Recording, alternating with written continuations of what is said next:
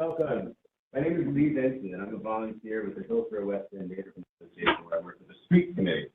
And after hearing from residents, parents, schools, we hear things about speeding cars, distracted drivers, pedestrian safety. And so we included both 24th Avenue and Blair Boulevard on a traffic calming application.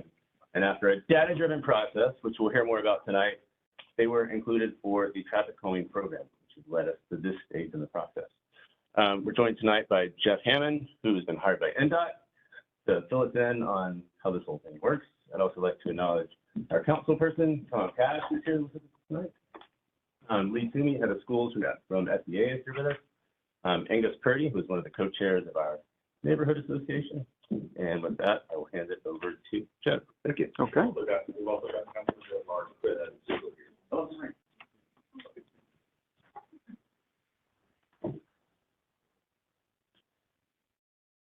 Okay, I think we're ready. Good evening, everybody. Jeff Hammond, appreciate you coming out on a kind of a cool night and being with us.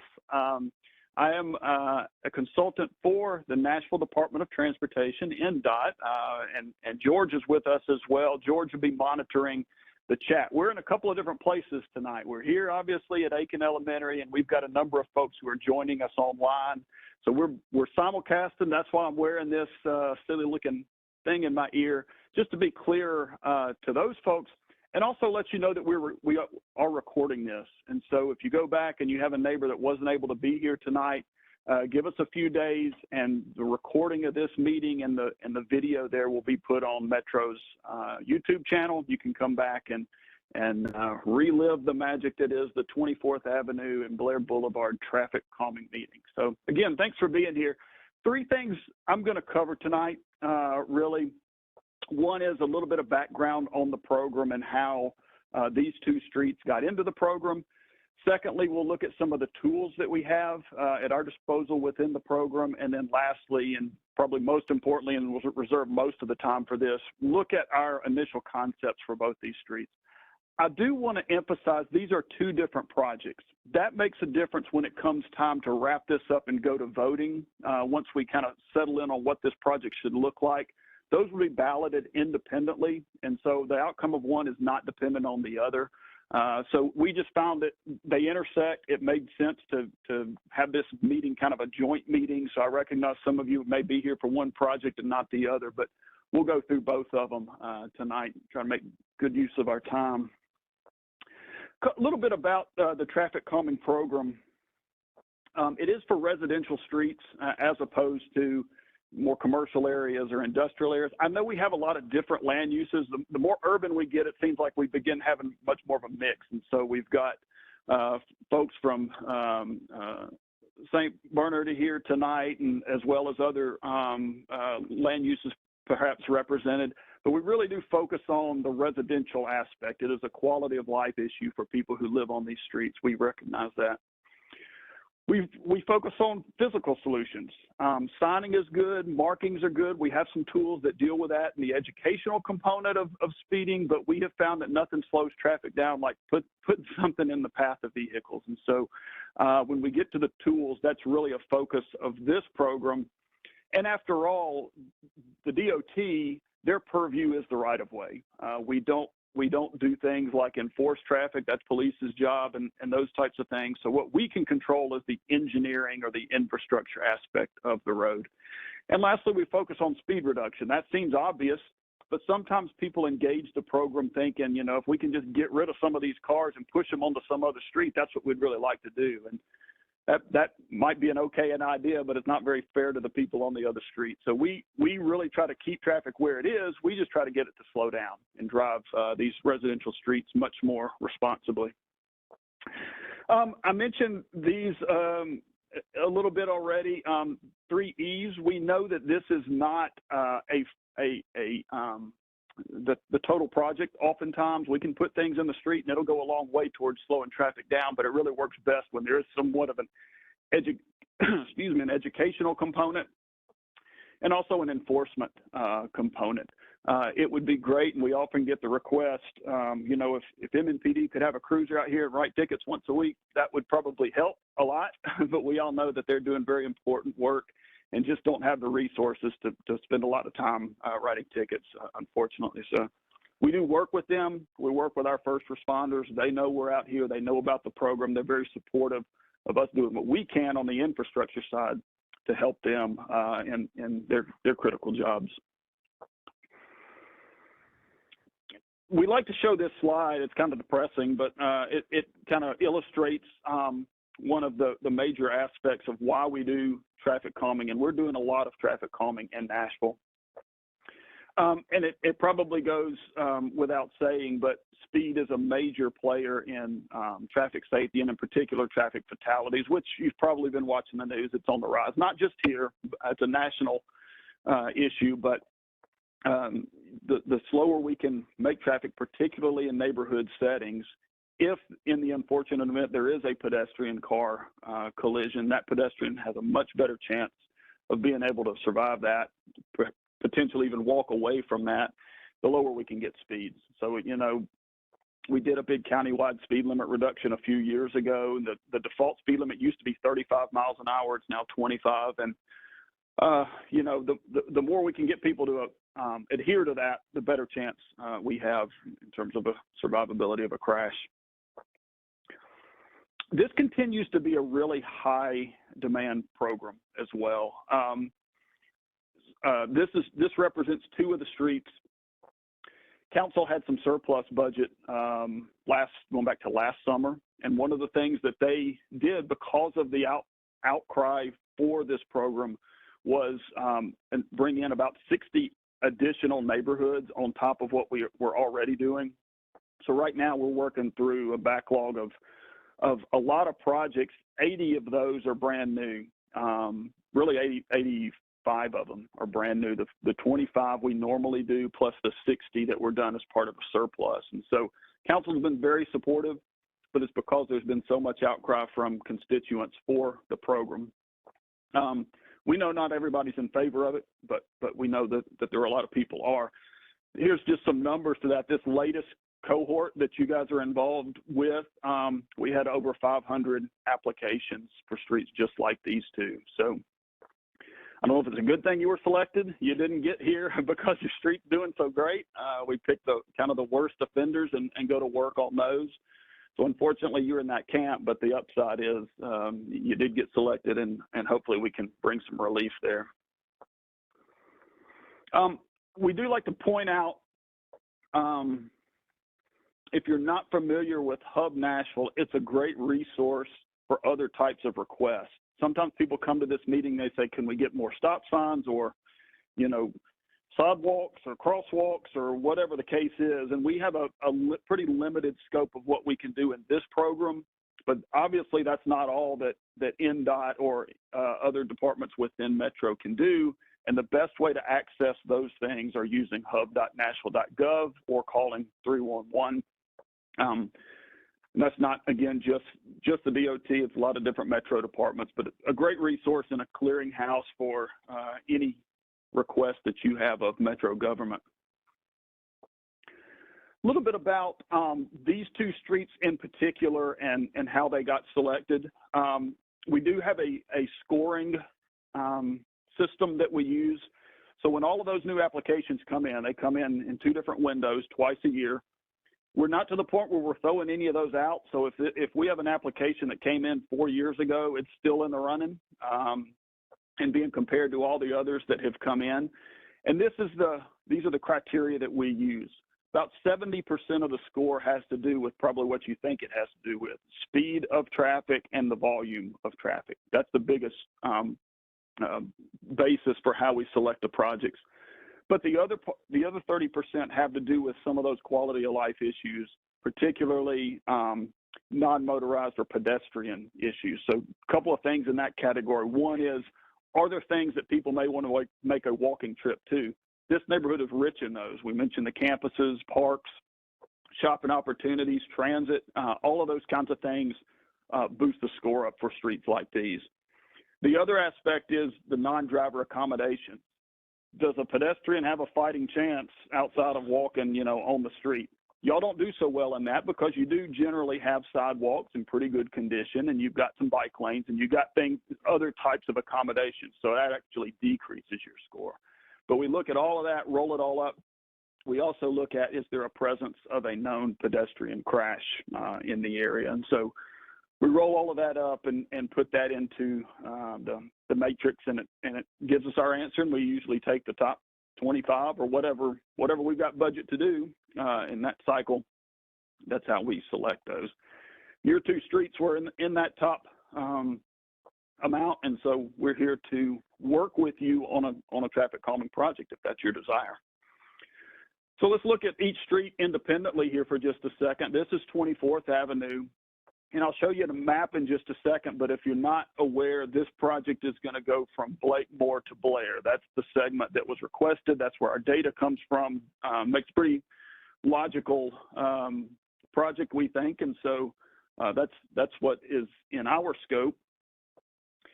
The prevailing speed here is a little bit lower than some that we see in other parts of the county. It's 29, but this is one that was part of a kind of a special program a few years ago, the walk-in district program.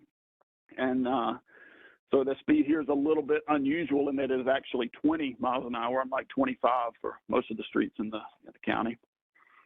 But the 85th percentile speed, that's just kind of a statistical way in our industry. We look at, anything above 85th percentile, we say, we kind of call that a speeding problem. So yours is set at 29. And then the volume is a little bit on the higher end for streets that we typically work on, just under 4,000 cars a day here on 24th. I like to put the street width in here that sometimes means something to you and sometimes doesn't, but boy, this one's all over the place. down at the south end, it's kind of narrow, and then gets wider as you get up towards Blakemore. So that makes a difference when we start looking at the design of how we would lay out speed cushions or whatever our traffic calming device are. We know that also has an impact on how fast traffic feels comfortable driving these streets oftentimes. So in these sections that are pretty wide, there's parking. If there aren't cars there and there's not bikes in the bike lane, all that thing, that street feels really, really wide. But at night, when cars come back and there's street parking there and there's more activity, perhaps it works a little differently. So we pay attention to those things. And the street's this segment that we're looking at is about half a mile long. Blair, on the other hand, is a little bit faster, still not terrible, 33 miles an hour, the 85th percentile speed there. It's higher volume yet, so we're about 4,400 cars a day. By the way, our cutoff for when we do projects like this with speed cushions and speed humps and those sorts of things is 5,000 cars a day. So this is getting, toward the upper end of the type of street that we will work on.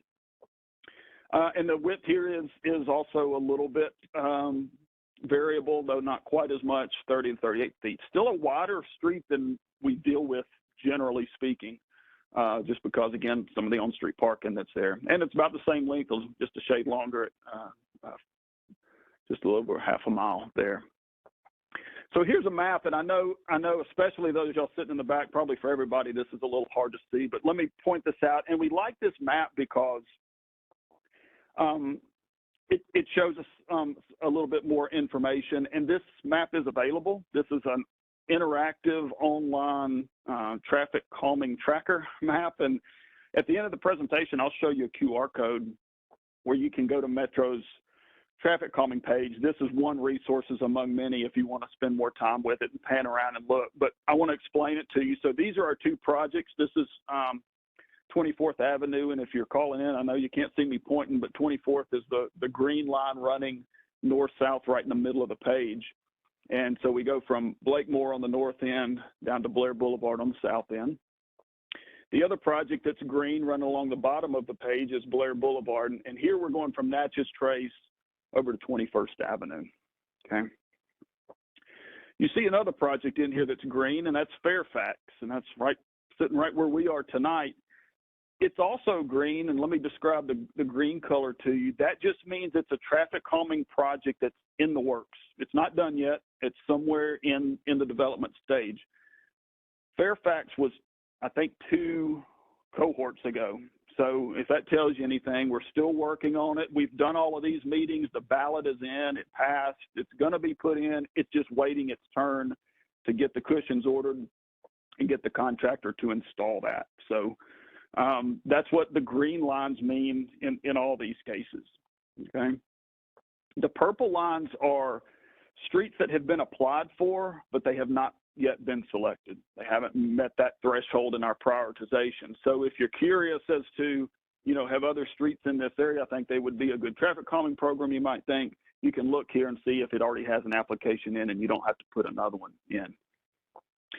Lastly, the blue lines, particularly the blue dashed lines, mean that there is a traffic calming project that has already been implemented. The dash ones mean, I think in almost every case, there's a speed cushion or a speed hump or something, and that may be useful. If you have not encountered these, most of us have by this point, but if you haven't, gives you some idea for where you can go drive those and experience them and see what those feel like and look like and so forth. Okay, so that's the online map. Let's talk a little bit about the tools that we have. Beginning with the bread and butter of this program, a lot of people think this is the traffic calming program. That's fine. I mean the speed cushion program.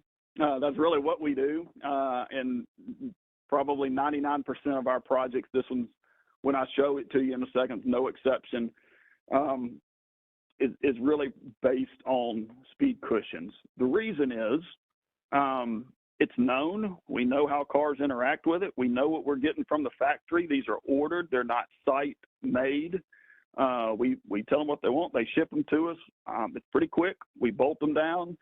Maintenance is good on them. We've had really good, you know, durability out of these. We've got the same vendor that does all of them. We know what they look like. So when we come out to a group like y'all and say, this is what it's going to look like, that's what it's going to look like. And so that gives us a lot of comfort in that, and they work. So that's really the biggest part of what we do, bar none, is speed cushions. I called that, you can probably see, because they're like little individual pillows. It's not one big thing all the way across the road. We do those. I'll show you those in a second.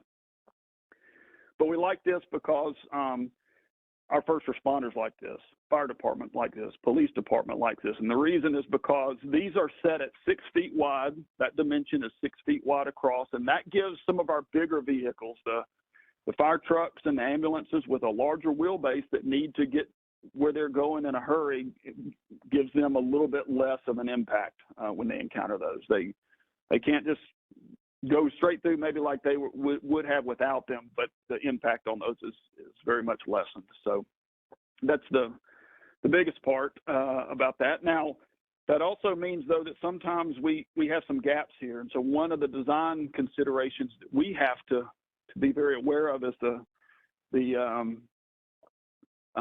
possibility that someone will try to drive around these if we don't protect those edges. So we do that by using things like our standard sign assembly that people don't want to hit. Sometimes we will use smaller flexible bollards. You've probably seen those. Sometimes we'll position those in such a way. The idea on all of that is we just want to prevent people from driving around them. I'm not sure we're planning for need to do any of that here, because the other thing we can do is we can just keep putting these all the way across as wide as we need to from one edge to the other. So it kind of becomes a dimensions game. If we can get away with 2, do we need 3? And in some of these streets, we might need 4. And so we can lay those out as we need to, again, just with the idea to keep people from avoiding them. You got to hit something. That's how we slow traffic down. You got to make 2 wheels hit something. Speed tables we don't use nearly as much because of the emergency response considerations. Sometimes they're used in parks and things like that, a little bit differently. But it's the same idea. It's the same manufacturer. It's the same product, essentially. It's just a different configuration.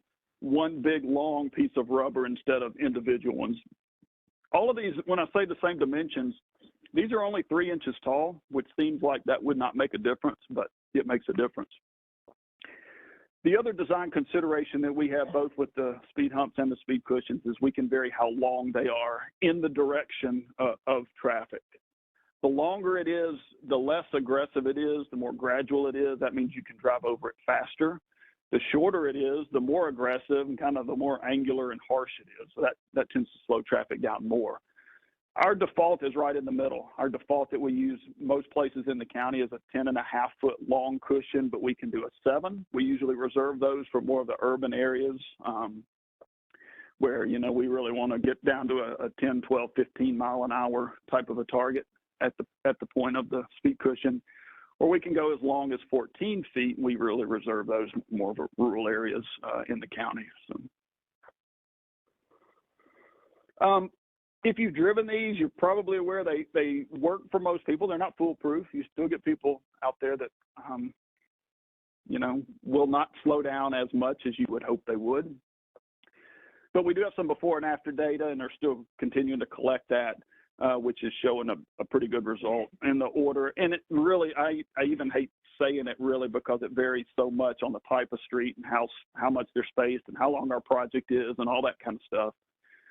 But somewhere in the order of 9, 12 miles an hour decrease, it would not be unexpected when these go in. Of course, it depends on how you're sitting. Y'all are sitting at 29 miles an hour.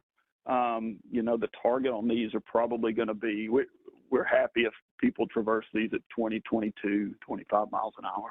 So you won't see as drastic a decrease here as you might other places just because you're not starting as fast. Another tool that we have, and you see these in places around now, are feedback signs. This kind of falls into that educational aspect to the program. Does what it says it does. It shows you your speed when you go past it. That has an impact on some people. It probably doesn't have much of an impact on others. The data, at least initially, when these first go out, is pretty compelling. On average, 6, 7 miles an hour.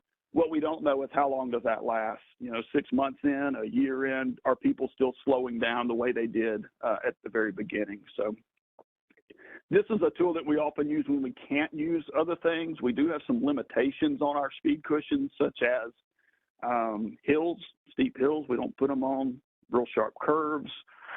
We want to make sure people can see these things coming and can drive appropriately.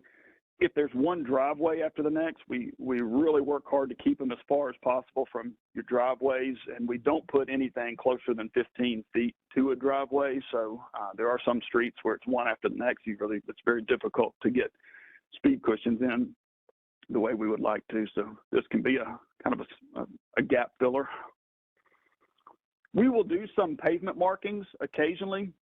This can really go two ways, though. We have to be very careful because sometimes if we think we're narrowing the road, you know, visually, we know if we can if the road feels narrower, people will typically drive it slower. And so we might try to do that with using some pavement markings, like in this example, adding a center line. But we often find that some people interpret that to mean it's more of a major street and therefore I should be going faster than if it was the one on the left. So we do that judiciously, especially if the pavement marking is worn out and it just needs to be replaced. We do that as part of the program, but otherwise we're pretty careful about that.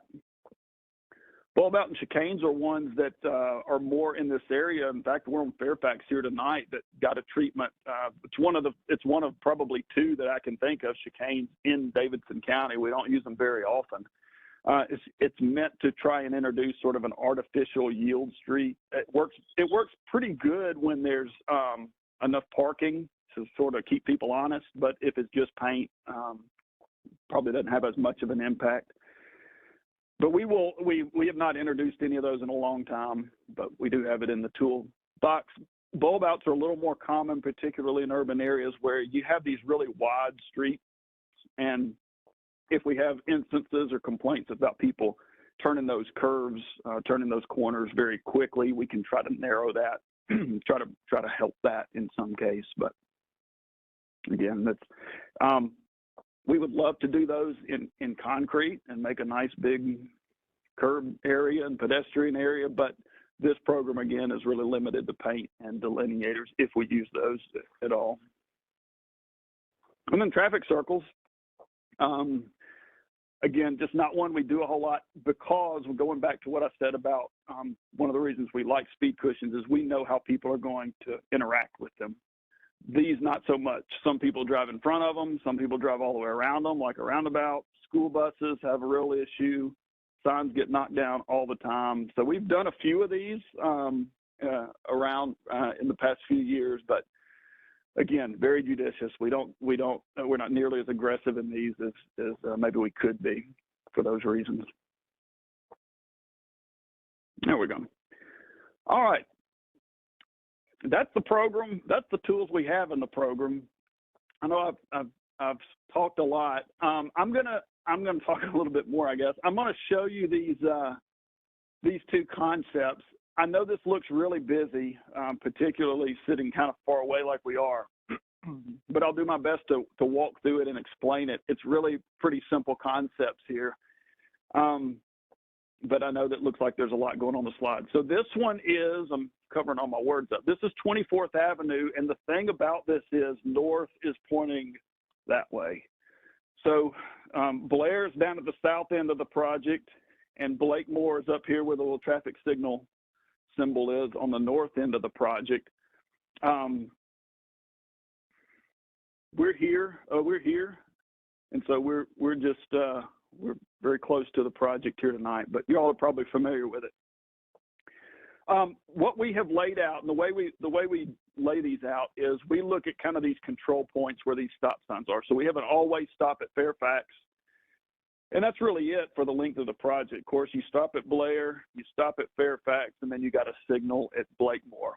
That run of street, uninterrupted street in between becomes really what we're trying to calm, because that's the nonstop part where traffic gets going. And so we look at those two distances. We kind of divide them by some rules of thumb. We know if we can put sets of speed cushions on the order of somewhere about 300 to 500 feet, we'll probably be in pretty good shape. Our objective is to get traffic to progress through that street, you know, and encounter a set of speed cushions every so often, and somewhere around that magic number of about 400 feet usually gives us a pretty good result. It's not so close together that it's onerous and pushes traffic to other places, but it's not so far apart that you can clear one and gun it and get to the next one and feel like you've accomplished something. You've got to kind of go slow all the way through. So in both of these cases, a pretty regular block length of about 1,300 feet. Our recommendation would be to put 2 sets of speed cushions in between each of those runs. So that would be 4 total from one end, 2 between Blair and Fairfax, 2 between Fairfax and Blakemore. At that point, it becomes kind of more art, less science. I mean, we're looking to avoid driveways and those kinds of things. We really don't have hills. We certainly don't have curves to contend with. We typically will cheat them a little bit closer to those endpoints, just so that as you enter, if you're a car that just enters the street, you encounter speed cushions a little bit sooner, but, you know, we're dealing with 10, 15, 20 feet difference either way. It's not going to make a huge difference. So if you're here to talk about 24th, one of the things that we're really interested in with St. Bernard here, we don't want to put something out here that messes up the arrival and dismissal pattern. And I don't know what those are. I know the street is a little bit wider here. I guess that's one of the things to talk about is the center line is not in the center of 24th, right? So we have 2 lanes, but one lane's about 12 feet wide and the other lane is about 17, 18 feet wide. And I know there's a reason there. My hunch is it has to do with parents and arrival dismissal procedures and all of that kind of stuff. But y'all can correct me on that and kind of educate me. What we would typically do is center a cushion up in the 12-foot lane. Kind of pretend like the other lane is you know, a standard width, and put center one up in it, and then probably put a third one out beside it. So you would have 2 in one direction and 1 back in the other direction. The spacing would work itself out fine to do that. And it would certainly cover the road. But let me stop right there and just say any questions or comments or anything you want to tell us about 24th before we go to the next one. Yes, sir. One big for this is there's a bike lane from Blakemore to Fairfax, but not from Fairfax to Blair. Correct. Yeah. So what was being the bike lane here only goes about half of this. It's only on the northern end. It starts at Fairfax and goes to Blakemore. On the south end, the bike facility is still there. It just becomes what we call a sharrow. So the little funny marking. There's not a dedicated place for bikes. My assumption there again is it's a consideration for parking or otherwise dwelling for the school. I haven't yet looked to see curb to curb width if that bike lane could even be continued. My hunch is it could not, that the street is actually wider up on this part than it is down here. So, but your observation is correct. I mean, is there anything you want to say about that, or just the fact that it disappears and you know it disappears? Yeah.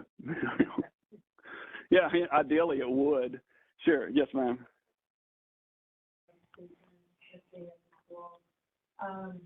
So there's a couple of concerns, and again, I don't even know if this is the right forum to bring them up, but first of all, I love the idea of you wanting to go traffic dialing this in this community.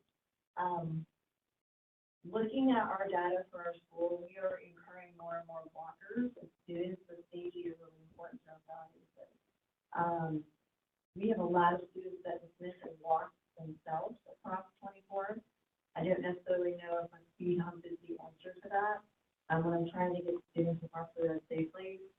Another concern is November 6th, we had a pedestrian that was hit by a car at that intersection. So of course that creates okay. letting students walk that way. At the intersection of Burnett Avenue. Yeah. 24. Burning 24. Yeah, there was a walker and they were actually struck by in that intersection.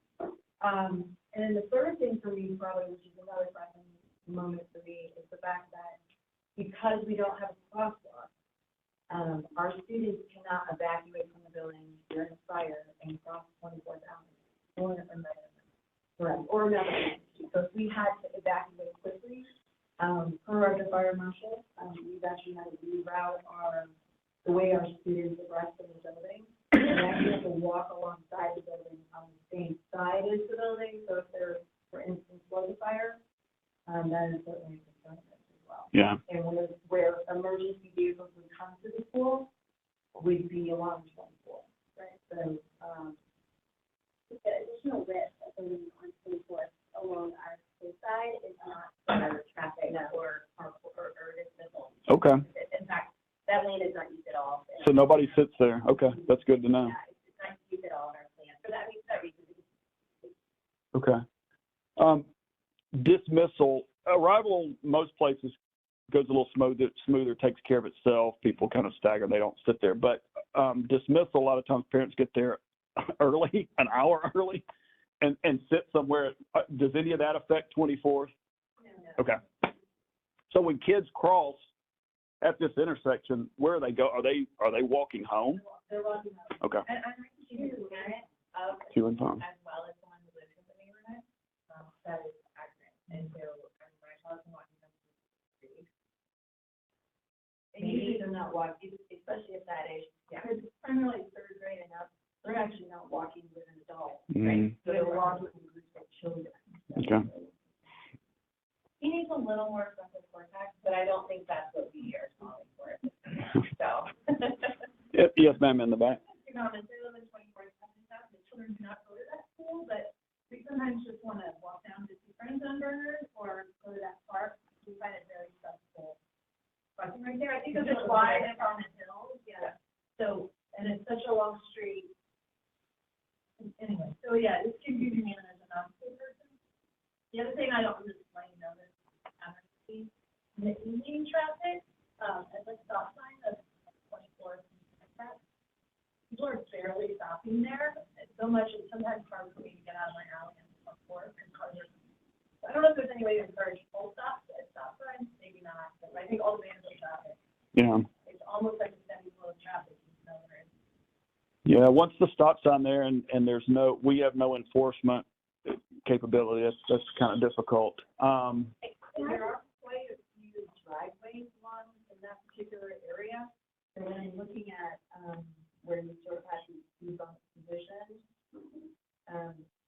and you're trying to avoid driveways, I actually don't know where you're going. Don't know if you can. Because they're all right after one another.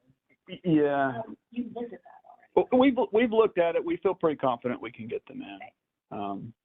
Can I just circle back to the bike? So in addition to being on council, I live on Blair, on the ends that we're not talking about tonight, but I do ride my bike often on this to get my. Street that hasn't been accepted yet. Yes, I'm on the total part. Sure.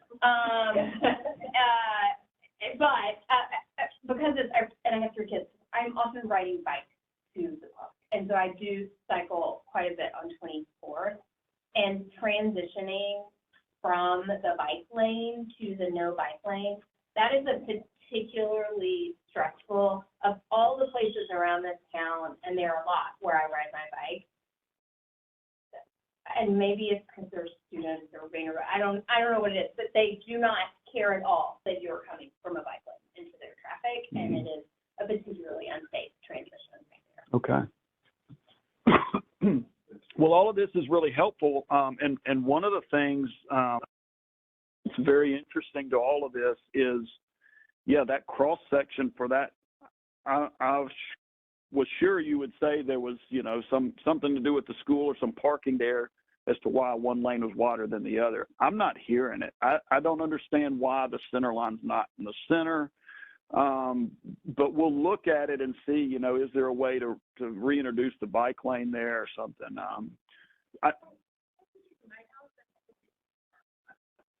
Yeah. So people do park in it.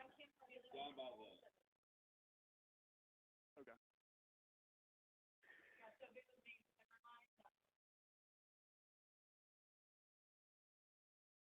So there is parking there, some. Yeah. Yes, sir.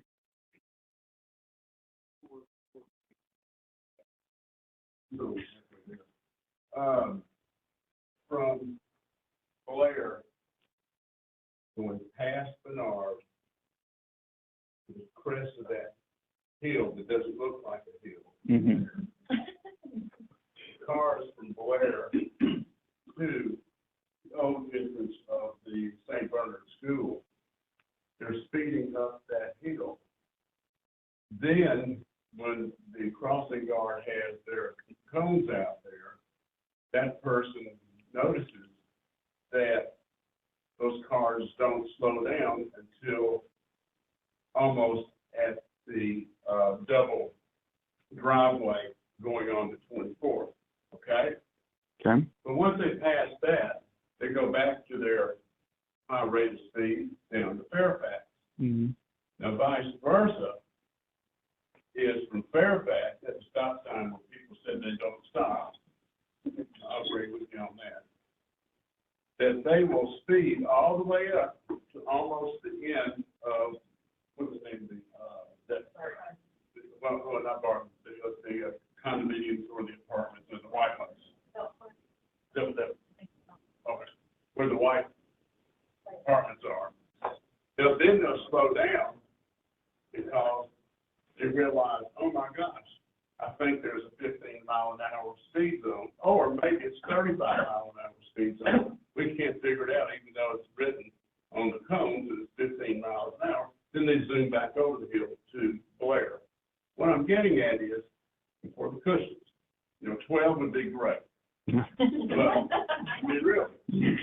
But my feeling is the speed, and we could put more of going up the hill from Blair, and a few more coming from Fairfax up to that hill.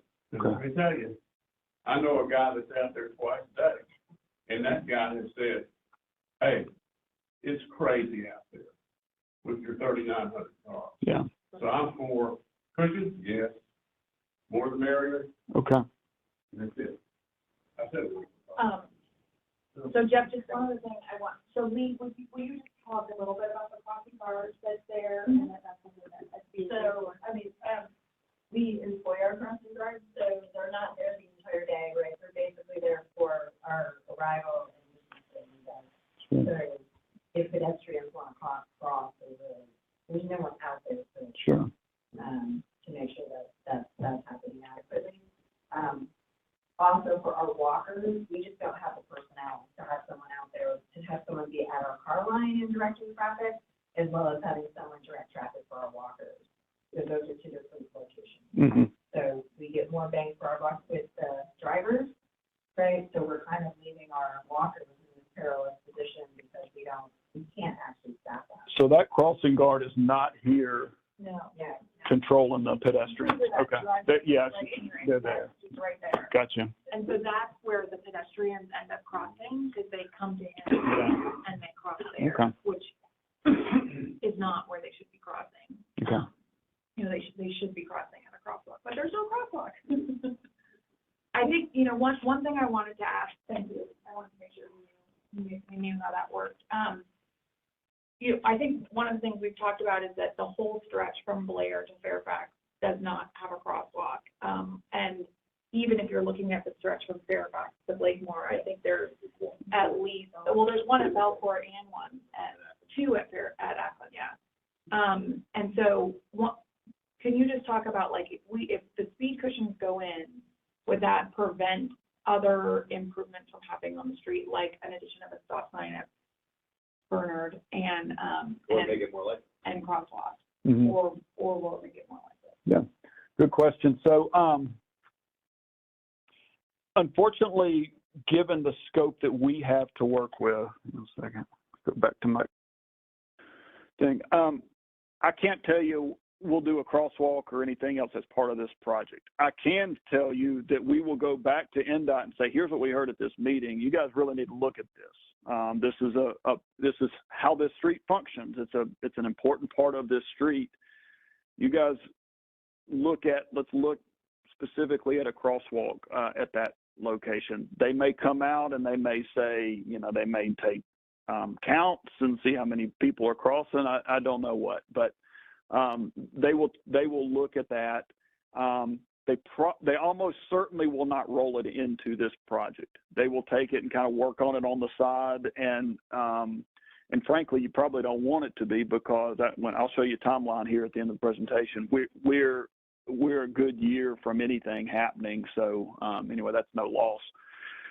But they'll look at that independently. The question about will this preclude anything else from happening? No, that's why this is kind of a harmless project. We can put these out today, and if they decide to pave this thing next year, no problem. We unbolt them, we set them aside, pave the street, and bring them back. We can move them. We can take, if you guys decide, if there's some great project that comes soon, it's okay. We can take these, we can go use them somewhere else if we want to.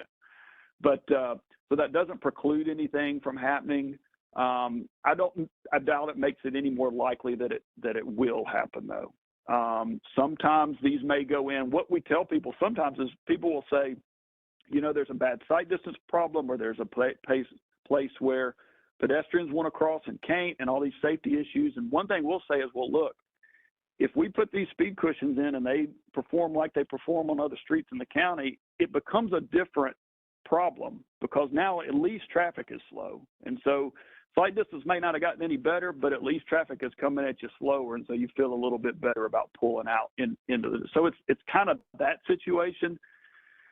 But Aaron, that could backfire, because now it feels like things have gotten better, but we still don't have that marked crosswalk. So I would just say continue to make that request, make that known, put those things in hub, and we'll do our part back to NDOT, say, here's what we heard at the meeting. I think you guys ought to take a look at this and kind of go from there. Yeah.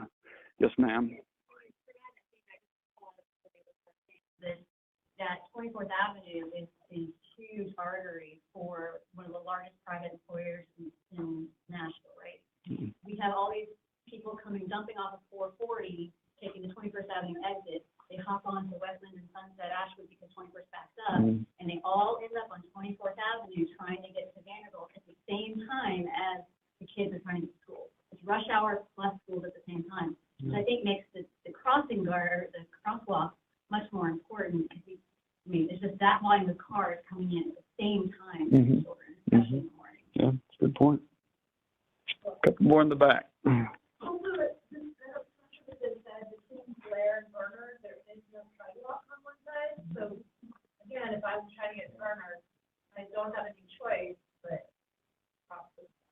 Okay. If you're on the east side of what you're speaking there, you're in someone's property. Oh, is that where the parking all just comes straight in across? No. No, up on the house south end. Right up to the road. Yeah. Okay. I live in that corner, and our side of the sidewalk, let's see. There's no sidewalk.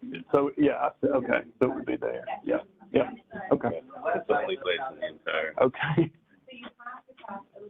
gotcha. Follow a To crosswalk. stay on a crosswalk. But then there's no crosswalk to come back to the school. Yeah, You have to go all the way down to 24th, come back. yeah. They don't have a sidewalk. Yeah, that's a good point out too, yeah. If they're not putting them around Aiken, they're not gonna put them around St. Bernard. So you can sit here. Crosswalks, you mean? Every intersection is a crosswalk. Whether it's marked or not, it's a crosswalk. And There are there's, more kids that walk from Aiken than they do walk from St. Bernard. and there's no intersection at Burner. I walked into it.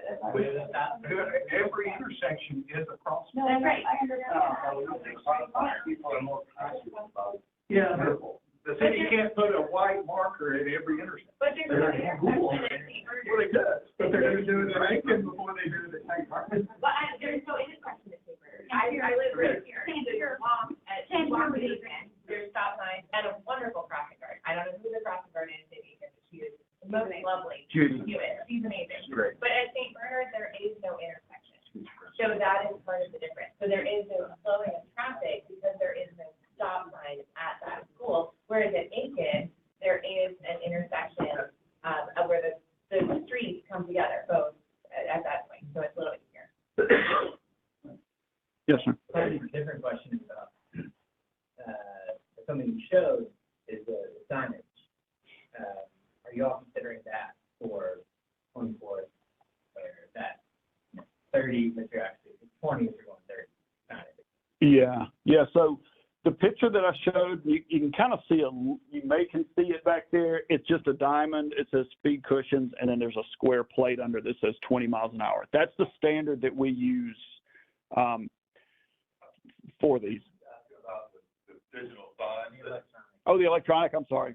Yeah, thanks for clarifying. No, we wouldn't have any plans to use those as part of this.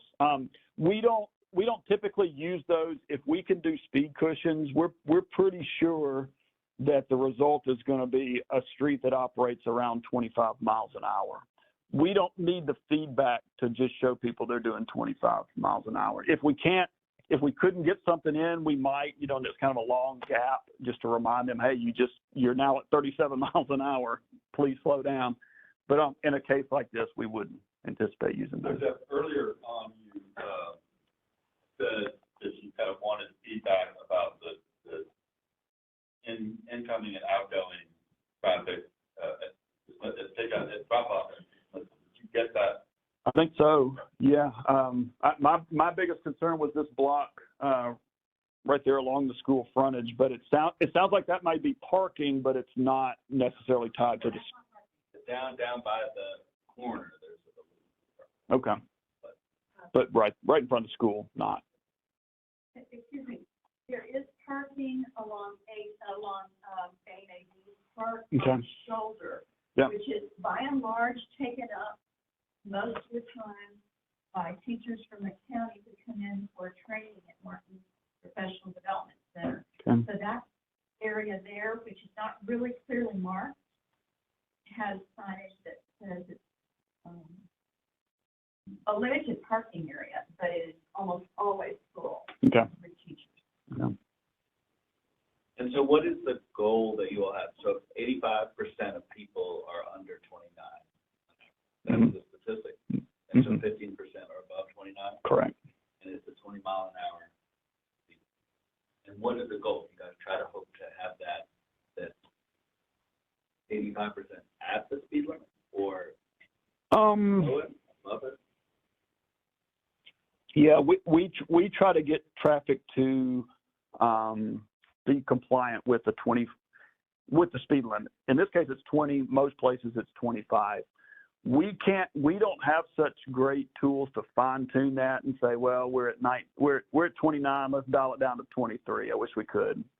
We'll put these out, and we're like, if it's like other places, we're going to see an average speed of somewhere around probably 25 miles an hour. 1 foot wide cushions instead of 6 foot wide. So it's like they have to. Just a lot of them. Yeah, it's like wreck the car. You know, just to slow them down. It's like why would you do a 6 foot cushion when you could do something that would slow them down to 15 miles an hour? Yeah. Well. The complaint. Speed limit is 25, why is there not something like a cushion that you can do 25 over? Well, they just make certain parameters. They make 3 sizes, and everybody drives. Going up Stoke, you have to slow down to 12 miles an hour to get over the speed limit. Some drivers and some cars will, but everyone's going to drive it a little different, and every car is going to perform a little different. I've got a full-size pickup truck. It's not huge, but it's bigger than average. I can drive it faster than a small car. So I mean, you find different. That's why I mean we can't fine tune it. Everybody's a little different. What's comfortable to you is not comfortable to you, and you'll go slower and you'll go faster. That's how it is. So these are kind of tools that we use, but in general, we do find a lowering of the speed limit. Yes, sir. The congestion, when you put the speed bumps up, how does that compact the traffic? Just a general question. You've done studies on that. Put the traffic back together and keep all the cars. So it's hard to get out of your driveway and that sort of thing. We don't find that. What will make that more is like the always stop. You know, where traffic comes to a full stop and then they're having to wait and take turns. You probably find that there's periods of the day where that backs up a few cars deep. That phenomenon doesn't really happen at our speed cushions. We haven't noticed it, at least. You know that as cars go slower. I guess if you get enough traffic on there, and if people go slow enough, it's kind of like a slowdown on the interstate. You know that somebody taps their brakes and the next person taps a little harder, and before long you got a mile-long backup. We just don't have those volumes that we're nowhere near. You know, we call it the saturation capacity of the road to where it can't handle that. So we haven't had any congestion issues being brought up by speed cushions. You know, we have a lot of folks on Blair. Yeah, that's what. Make sure we get this on. Absolutely. We'll happily come back. So Blair, this time north is up. We were just looking here at 24th, the dotted line right in the middle of the screen. So now we're looking at Blair, which is the southern terminus of that last project, but runs from Natchez Trace on the left-hand side of the screen to the signal at 21st on the right-hand side of the screen. Same thing applies. We look at that distance between the always stop here at 24th, between those two limits, and kind of divide that up into that roughly 400-foot spacing. On the left side, we would be an average of 416 feet in between. On the right side, we would be an average of 377 feet. So I think that would work out well. In this case, we would have 3 sets on one side of 24th and 2 sets on the other side of 24th. That spacing would work out about right. We always like to reserve a little wiggle room for driveways and that kind of thing. We're going to need to shift that some when we get out in the field and walk that, but we feel pretty good that that configuration would work and would give us a pretty good result. The cross section here is not as variable as I mentioned. It is still wide, but it's, y'all correct me if I'm wrong, it's about 2 10 and a half, maybe 11-foot lanes, and then parking on either side of that. And so, again, I think we could put 2 cushions in the middle to take care of the lanes, and then maybe 1 on either side. It may be, and also, if it's not that wide, we may also have to look at using a delineator here to protect the edges. That really wouldn't decrease the opportunity to park on the side of the road. You may just have to do it a little different. You know what I mean? If there's a delineator there on the edge of the street where you would park, the capacity of the parking hasn't changed, but you may not could just pull right into your place the way you do now. Does that make sense? But that's only at these isolated locations where we've got a cushion. We wouldn't do that all the way down. It's just to take up that road width to make sure someone couldn't drive around speed cushions. If you could put your finger towards 25th, something there. It's a sort of an offset. Yeah. Yeah. Okay.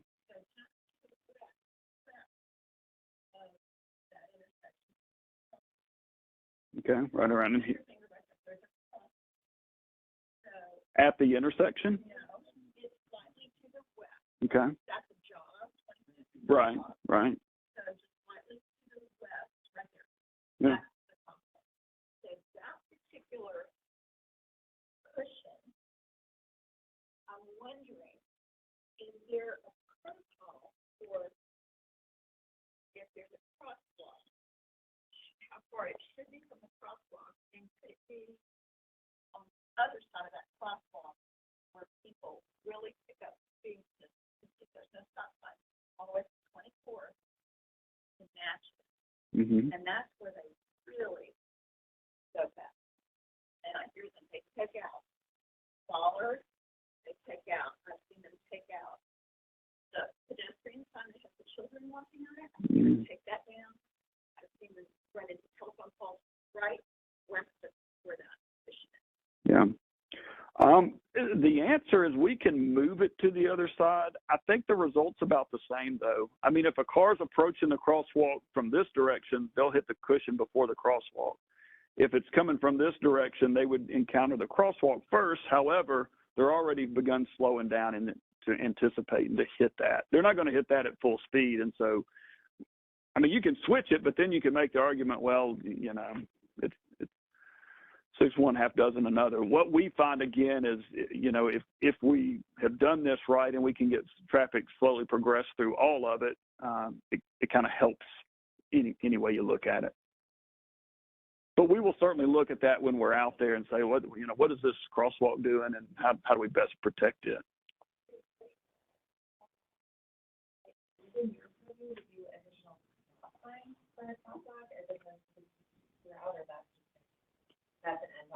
No, it is. And so the way stop signs would work, and I'm still a little confused about why there's a crosswalk but no intersection. But okay, so that's what I was saying. So it is at 25th. Okay, all right. So if you wanted to look at making 25th an always stop, meaning Blair would have to stop the way it does at 24th, that becomes another question, sort of an engineering question. They come out, they count the traffic. That decision actually goes to an appointed board. That's the Traffic and Parking Commission. It is not, but that's a good hub request. They'll go out and do the study, and that's the best way to kick that off. They do make raised crosswalks. That is such a thing. We don't typically, I can't remember us ever having done one. I don't know if they make them in this modular tool that we use. You can certainly site build them, but there's drainage considerations. You know, you think about if you've got a continuous raised thing, it kind of becomes a dam that connects one side of the road, the sidewalk on one side of the road to the sidewalk on the other side of the road. You got to figure all that stuff out, the drainage and ADA compatibility and all that kind of stuff. I think you said that you call them speed bumps, and they call them Cushions, yeah, the little. speed cushions on the west side of 24th Avenue. People can roll through the stop sign when they go to 24th and Blair, but they have to at least slow down because they're turning. Mm-hmm. But at night, people go down Blair without stopping. So if they're coming from 21st Avenue and there's no speed bumps, there's no incentive to stop at that stop sign in front of my house. Yeah, I see what you mean. Go ahead, I'm sorry. So are there speed bumps or speed cushions? Are there speed cushions on the west side of 24th? Let's pull it back up. Sorry, I lost it somehow. Okay. When they're coming from Boulder, they're going to keep flying through it, no? Yeah, there are. I mean, there's one here, and that distance is going to be a little bit less than, when I say on average, it's a spacing of somewhere around 400 feet. Again, we try to cheat those towards the ends just a little bit. So you're probably at 350 feet before you get to there. So it's not right on top of it. 23rd of Natchez. If there wasn't 23rd. Yeah, we got the project goes all the way to Hillsborough. Now, we're probably not going to put the first one or any for that matter. Going back to your question, sir, about, does it impact traffic? Well, we don't want to do that. We don't want to put them so close up here to the signal to where now you can't get out on Blair and turn on to 21st Avenue. So we'll put the last one back there about the grocery store parking lot, just a little bit past that. So we'll hit that one, and then there'll be two before you get to your stuff. Based on your earlier map, the pink and green and all of that stuff, our whole neighborhood is going to be totally encompassed with these speed cushions at some point.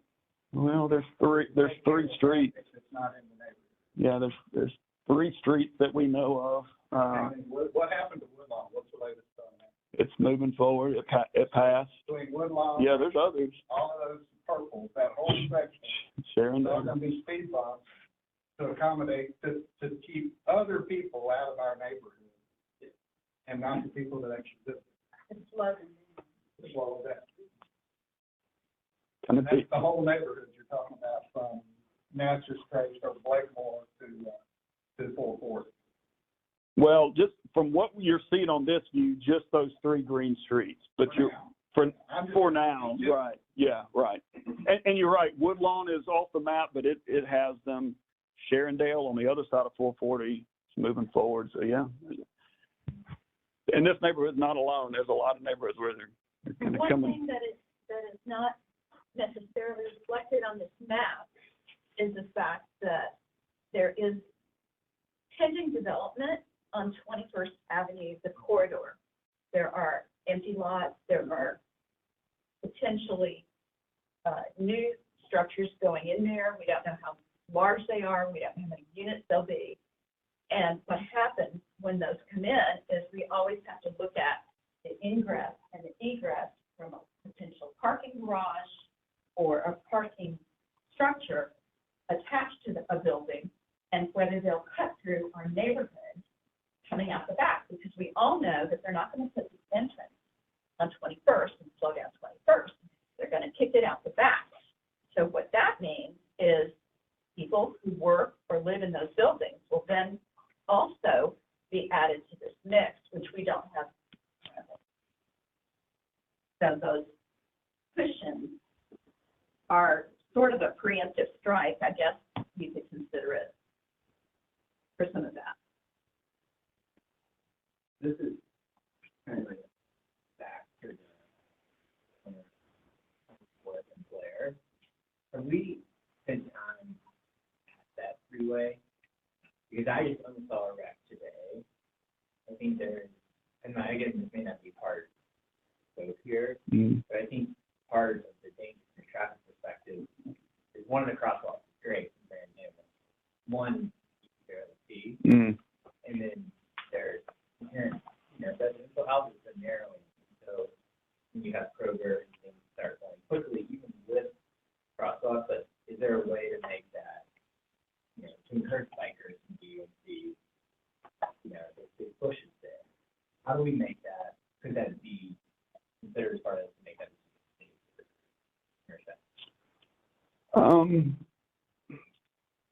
As we go out and we look at this, I mean, we will first of all be considering the fact that you'll be slower. It's already an all-way stop, okay? Theoretical as that may be, so we can look at that and see if anything strikes us while we're out there. Aside from that, I would just say, make those requests into the hub, particularly if you have ideas, particularly if it's something like the bushes or a sight distance or something like as specific as you can be and say, here's what we're seeing. We think this is a safety issue. I think that gives them something to kind of work on. If you just say, I just think this should be safer, please fix it. That's harder, it just takes another level of, well, we'll pull crashes we can look at. We just don't do that as part of this program. It's really as focused, as efficient as we can be on try to slow traffic down. I want to run through the last couple of aspects to these projects, and then be glad to come back to them. But I want to kind of let you know what to expect from us and where we are. So we've changed our process a little bit, given the fact that we're now working with 85 neighborhoods aside from who's already been in the program. And we've tried to streamline this. This one, I have a sense, is probably going to be a little bit different. In many cases, we can come to this meeting and people say, yep, that looks like what we expected. Let's take it and let's move forward. We won't come back and do a second meeting. We're glad to come back and do a second meeting. We will offer it, and this one may have enough unknowns at this point. You may want us to come back and do a second meeting. That's kind of a decision we all need to make. We're kind of work with y'all and do however you want to do it. If you want to come back, give us a couple of months. We'll go do that work. We'll come back and specifically say, here's where we think we're going to put the cushions. Here's the configuration. Maybe we can have an answer on a crosswalk and things like that from NDOT.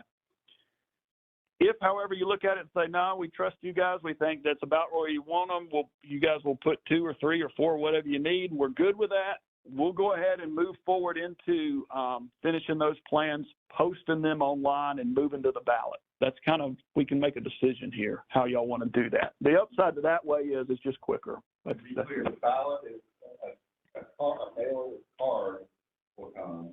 That's right. And our president, our statement. Have a link to look at what you decided, where you're placing them, what the elements are. Are those separate links, or is it like you have one link that tells you to go to, and that one link has the plan and ballot? Yeah, I'll show you. It's 2 different things, but it's all there. All that information is available. I'll show you more about the ballots here in just a second. I've got some screenshots.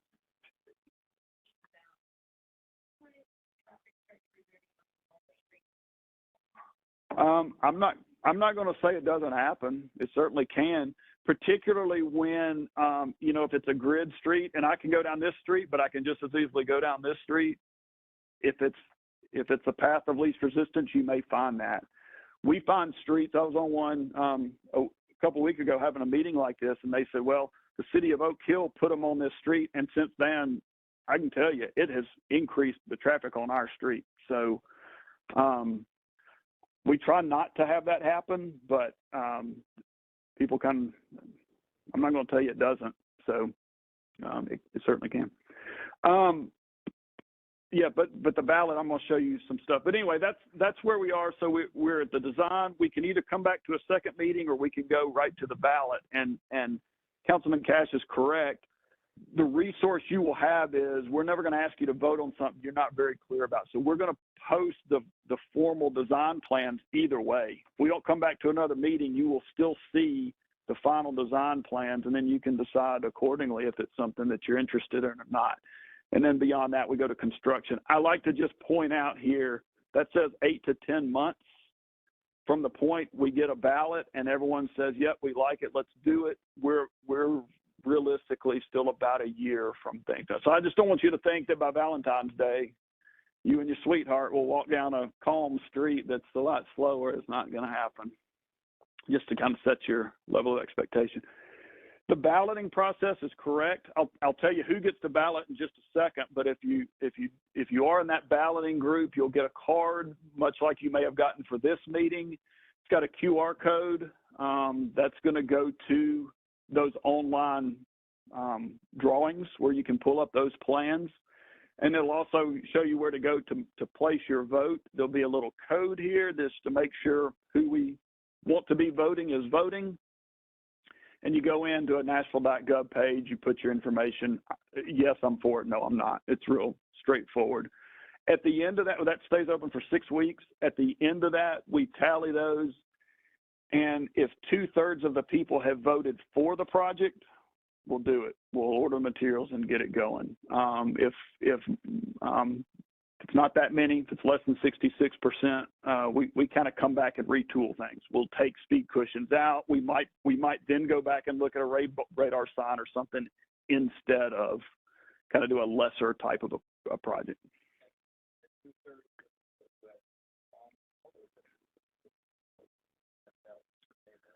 Actually respond and vote. We don't have a set number that we're looking for. Especially when there's by somebody that's not living on the street, they're less likely to return it, not the same problem. So. Another question? I live on Blair Blvd. Christian. I was just curious, has it ever happened in the neighborhood that's come back and said, get them out of here? Remove the person. That goes back probably 15 years, but yeah, in this, since we've been re-putting those in, Metro, we were talking about this earlier, Metro took a break for about a decade where we didn't put any of these in because there was a project over in Green Hills that kind of blew up. It did not go through the process that we go through nowadays, and that's probably part of the reason why. But yeah, and since we've been redoing these since probably 2017, 2018, we haven't taken any out.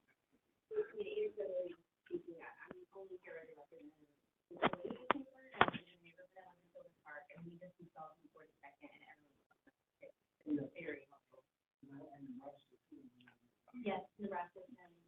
Yeah.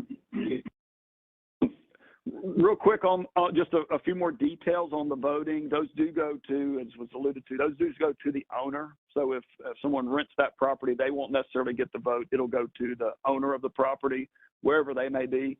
We do have a couple of cases. This is just a screenshot just to show you, but like on Blair, you've got some horizontal property regimes and some different kind of ownership things. So you get to vote if you own property that abuts the right-of-way within the project limits of the street that we're doing. That's who will get to vote.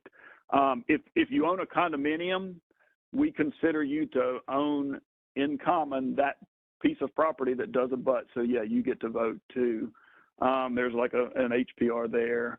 So we try to hold real strictly to this. It doesn't matter where your access is from.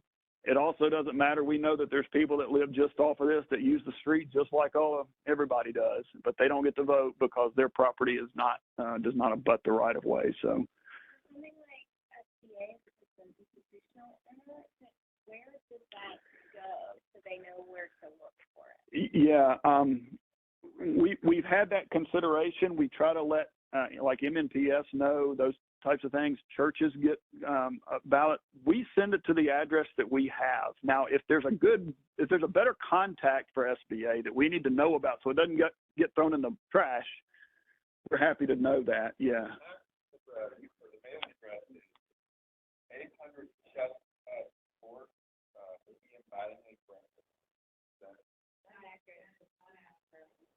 That's probably where it would go, because if that's what the property assessor has, that's where we go.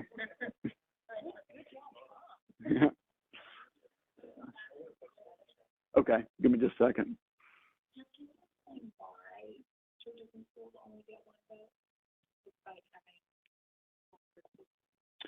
Yeah, same thing with apartment complexes or anything. One reason is we don't know who to send all the votes to. You know, just like in a church, some people will have different opinions. Some people vote for it, some people wouldn't vote for it. And so, but we don't know how to ballot those things. Same thing with a school. We just rely on the school to give us one vote, and we don't weight that any more heavily. They may be a tremendous stakeholder and user, but it's also not fair to everybody else who lives on the street, you know, who's there when everybody at the school packs up and goes home. The residents are still there and they're dealing with it. So we try to put everybody on an equal footing and give them one vote. If there's a property owner that owns 15 units in a condominium complex, we're only going to give them one vote too. You can't, just because you own a whole chunk of the road, you don't get to have complete say so. Everyone gets at most one vote per household. Kroger, no, they won't vote. Businesses don't vote. Vacant properties don't vote. If it looks like there's a building, according to Metro and the tax records, we'll send them one. If there's nothing there and the land use is called a parking lot, we don't ballot that. So yeah, Kroger would not vote in this case, because also we're not carrying the project all the way up past them either. So they're pretty unaffected, we think. There was a question that came up in the chat. George, you want to tell us what that is? Back to Blair Blvd, how is the Cushing kind of west of the parking exit, how does it affect going in and out of Kroger? Yeah, good question. So there is a one right here. We will pull that far enough back so that the turn, I think we've got enough room here without driveways and things. The turn in and out of that Kroger, our objective is so that the turn is really not impacted. You get to pull out of the driveway, get your car all the way heading in the right direction before you come across a speed cushion. That's what we would be looking for. I would imagine a lot of their traffic comes in off of 21st, and so they wouldn't be impacted at all.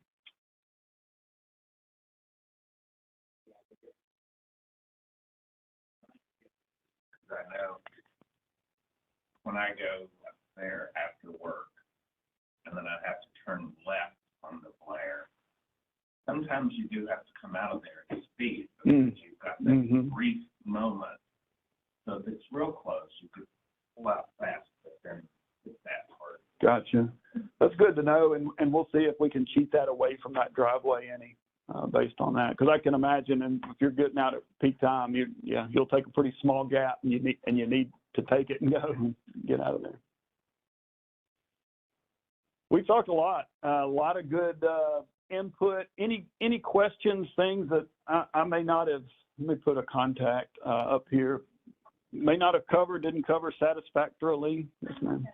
One question you mentioned early on about the speed. I'm wondering, as far as NDOT, is there communication on these areas that have been designated as maybe, safety issues? And is there any hope? So if we're looking at 10 months, a year from now, is there any hope that they, we used to see the police in the neighborhood. We rarely see them. So is there any hope, or with your experience, do we need to contact them? What could help us between now and this time? I don't have a lot of insight into how to get police interested in that. I don't know what to tell you. You can always ask, and there is a form, I believe, on Hub where you can make that request. I just don't know what kind of response you get, or how they track that, or how they prioritize that, or anything. It's just not something we work with. So the police work with NDOT on Vision Zero stuff, and they're likely to, NDOT and the police communicate about generally big corridors where there are pedestrian deaths. Murfreesboro Road comes to mind. I remember a project there. They're not as likely to say, oh, hey, go to 24th or Blair, or but just, you can call, Midtown Precinct. You can call, there's also, if you look it up, there's a traffic division, although I think they kind of shuttered that out for the different precincts, but they still exist as can collect the information and send it to the precinct. That makes sense. Okay. The 21st used to be a speed trap for the police department. Right there at the corner of Westwood and 21st Avenue, they would check police, they would check traffic quite frequently and give a lot of tickets out. That has not happened in a long time.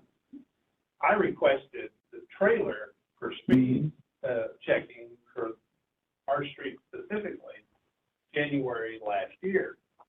and have not heard or received any notification.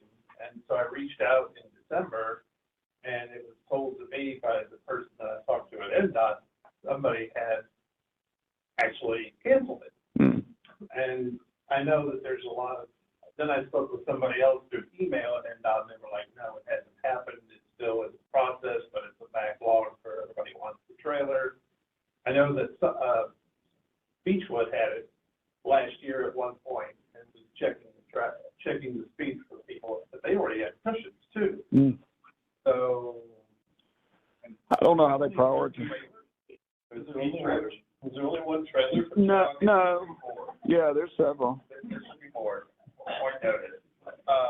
But I think, I just want to correct one thing or clarify one thing.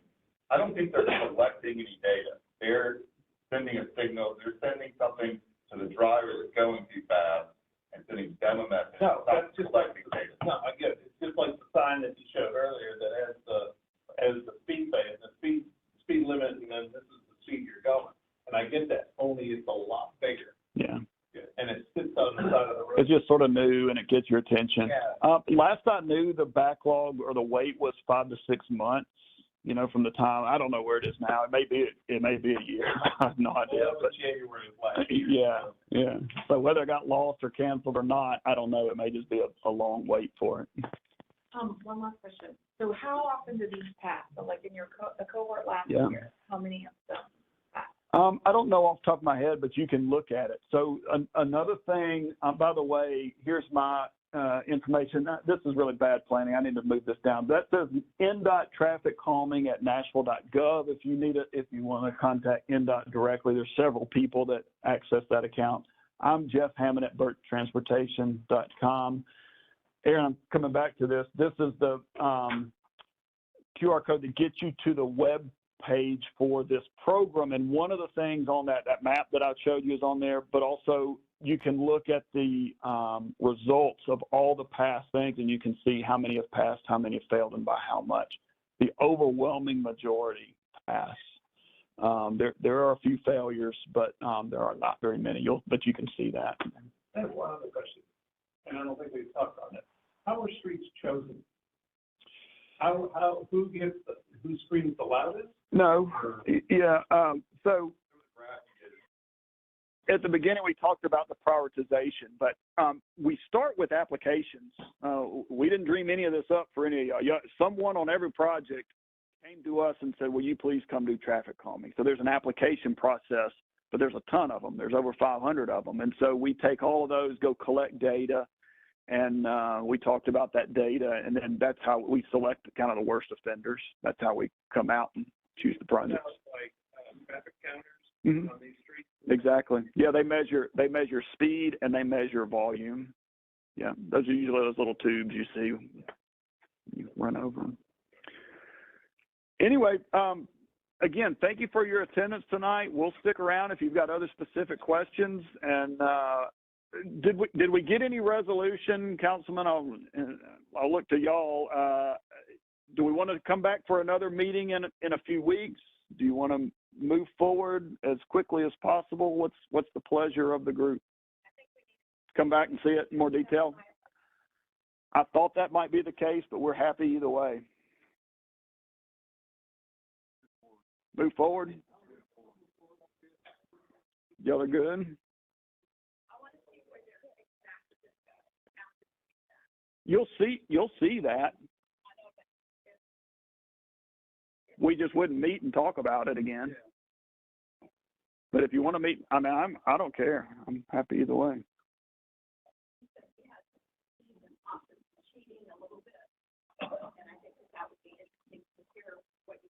Okay, let's get back together again. That won't. Yeah. Okay. Thank you all. Yeah, thank you. Thank you all, and thank you all if you're on the phone still. I appreciate you joining us online. That'll conclude the meeting, and we will move forward from here. Thanks again.